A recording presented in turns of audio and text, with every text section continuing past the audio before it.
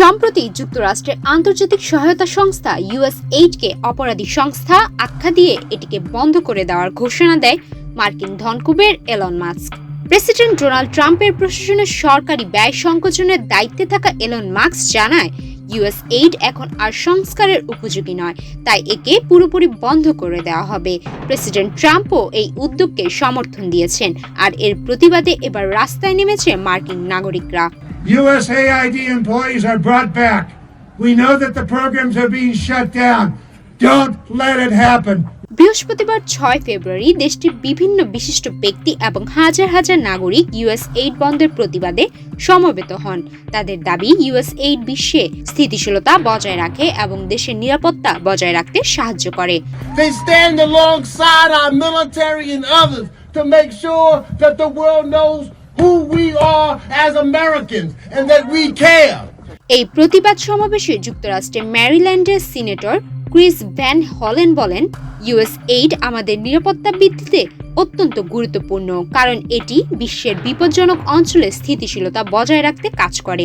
USAID-এর এই সাহায্য আমাদের মূল্যবোধের সঙ্গে মেলে, কারণ এটি বিশ্বব্যাপী গণতন্ত্র বজায় রাখতে সাহায্য করে এবং বিশ্বজুড়ে বিভিন্ন রোগের বিস্তার রোধে সহায়তা ভূমিকা পালন করে, যা শুধু জীবন বাঁচায় না, বরং যুক্তরাষ্ট্রে রোগ ছড়িয়ে পড়া থেকেও আটকায়।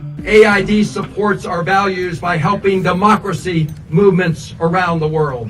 And AID fights disease around the world, which not only saves lives around the globe, but helps prevent them from spreading and killing Americans right here in the United States of America.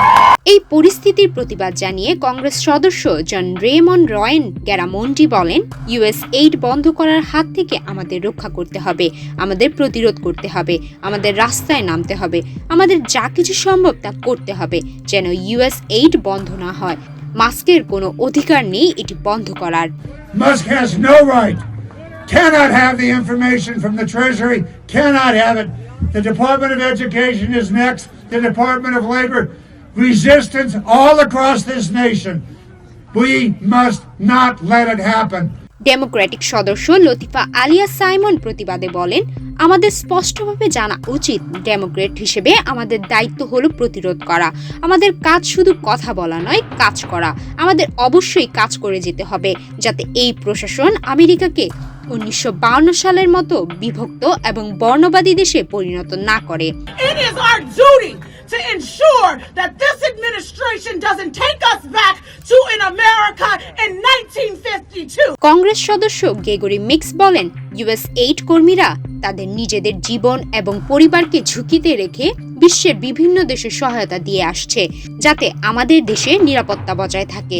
তারা সত্যিকারের দেশপ্রেমিক। They are the individuals who fight to make sure that when we working collective together that we will get rid of HIV and AIDS. এদিকে প্রতিবাদকারীরা মাস্কের বিরুদ্ধে slogan সহ placard এবং poster হাতে তাদের অবস্থান জানিয়ে দেন। তারা স্পষ্টভাবে জানান যে তারা USAID বন্ধ হতে দেবে না। সুমায়া মিতু, বাংলাদেশ প্রতিদিন।